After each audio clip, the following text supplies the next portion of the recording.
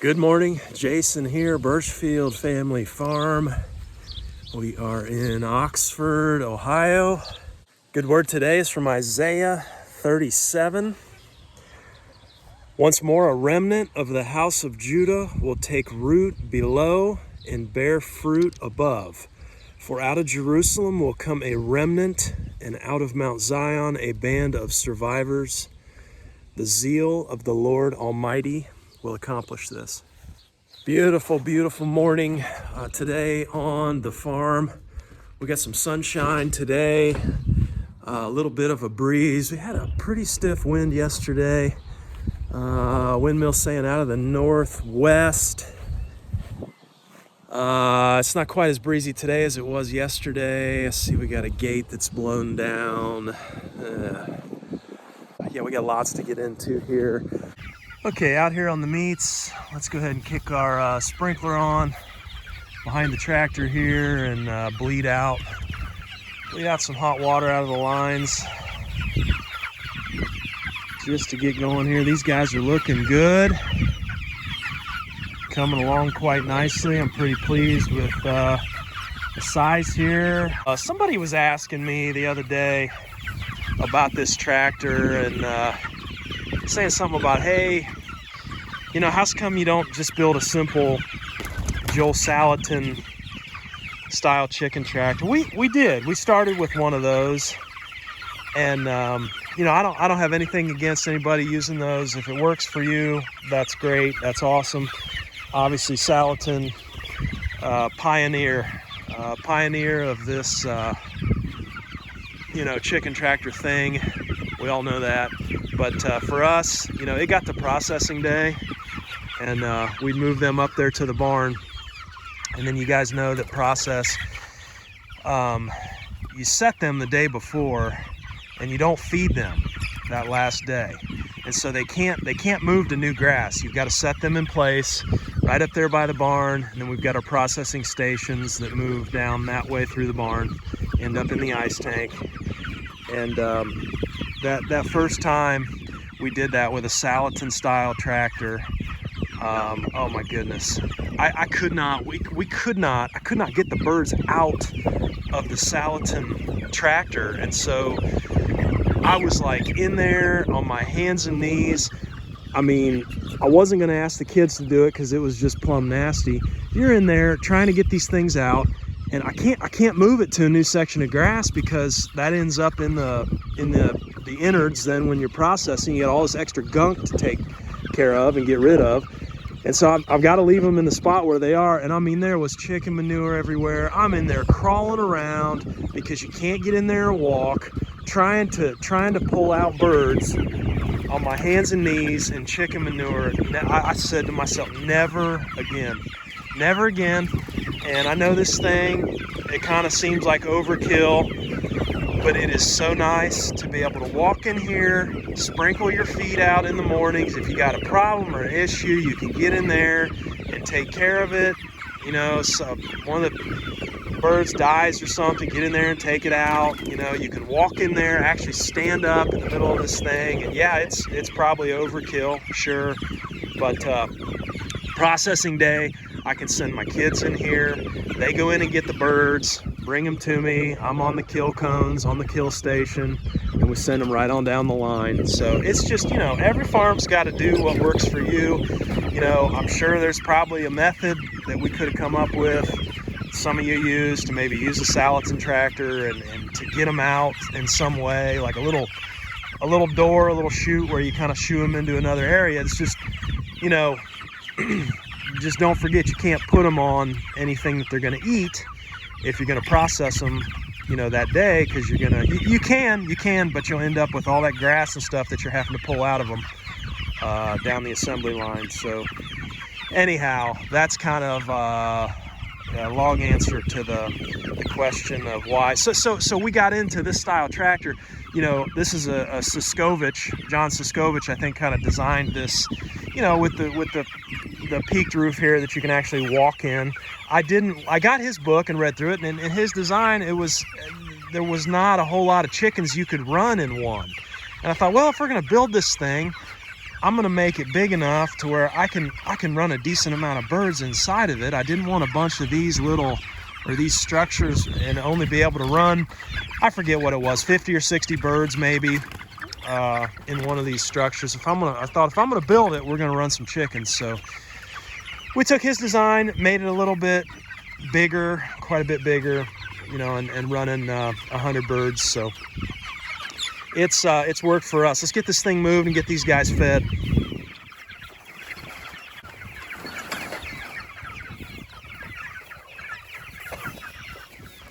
Okay, looks like we got an opening down here. Let's shut this fence off. I've got my electric charge controllers. You guys, I think I've spoken of this before, but we've got the wire running on the outside perimeter of everything, the fences, and then we just clip from that hot wire over to our electro nets. It works out really well. But I've got these charge controllers that run that perimeter electric fence. I've got those charge controllers, one in this barn and one in the barn across the way, and they're plugged into, you know, 120 volt electric. But I love the Yolink smart plug things because I just get on the phone here and I disconnect the electric from the phone. Okay, here we go. Come on, sheeps. You're not gonna want this stuff. This is where you were. Down to the barn. Come on. Down to the barnyard. I have 2 lambs here that can't, oh gosh. Hey, come on, knuckleheads. Other way.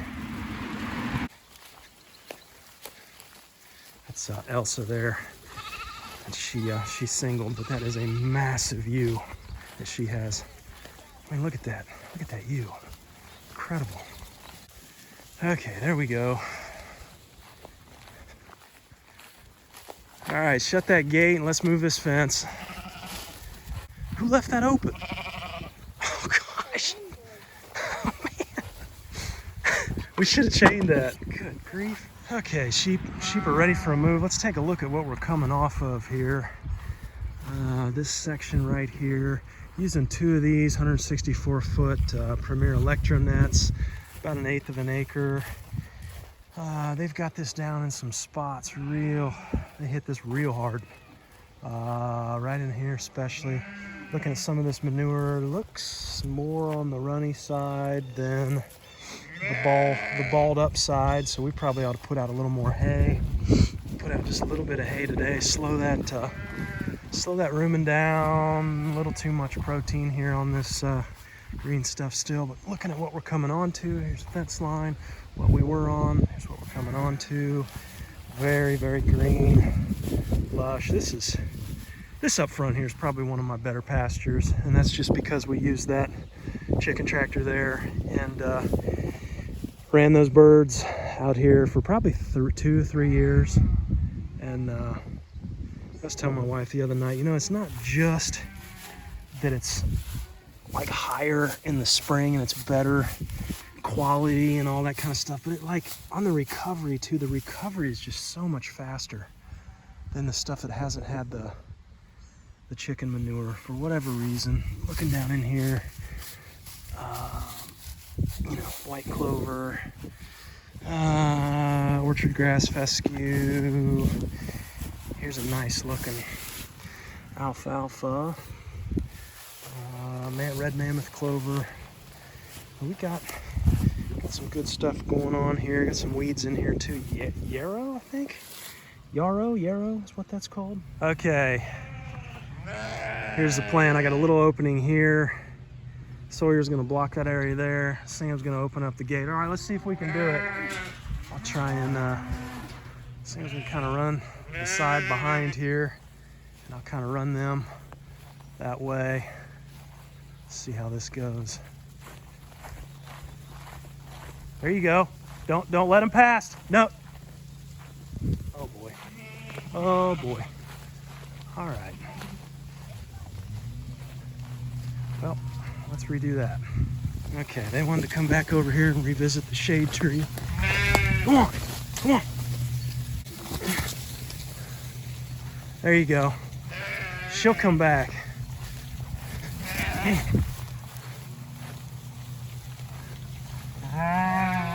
Okay. There we go. There we go. All right. They found it. Okay. Never goes like you planned. That's all right.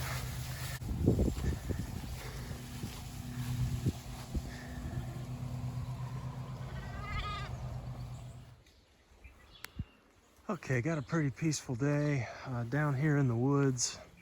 Just did a cattle move, and just a beautiful, beautiful area in here for them to graze and tuck in the shade.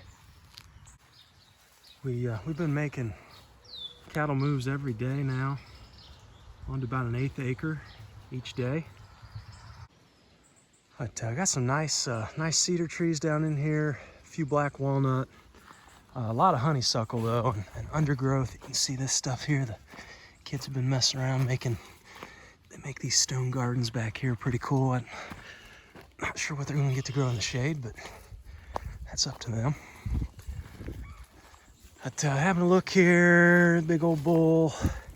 Seeing a little bit of fly pressure right now. Also getting dry. For late May, we are dry. It's supposed to be, I think we're close to 80 degrees today, so this shade will be good. Just all kinds of stuff down in here. We got this little ravine here. Been losing these ash trees to the ash borer. You can see these cattle. I mean, I know I complain a lot about having them up, you know, in your fenced areas, and the cattle are not destructive by nature. 90% of them anyway. Ours are not. But they're so big that they want to itch and they want to rub. And ours don't challenge fences, but they get to itching and rubbing. And, you know, it's nothing to push pop a fence board off or bend a post. But I love this area in here because it's like they can use all that weight and put all that weight and all that brute and just that power on these honeysuckle and just nail them. Kill them off, eat them down. There's a pat there. Let's see how we're looking here. Hey, sorry if you're eating. Okay, that little splishy splash there up on my legs. That's looking good. That's looking about right. Pretty good consistency there. So he's getting what he needs. You can see them down in here. I tell you, I don't really mind this ash tree down because this is right in the bottom of this ravine. That water comes running down there, and this tree's gonna slow that water down and try and prevent some of that erosion. That's what I want.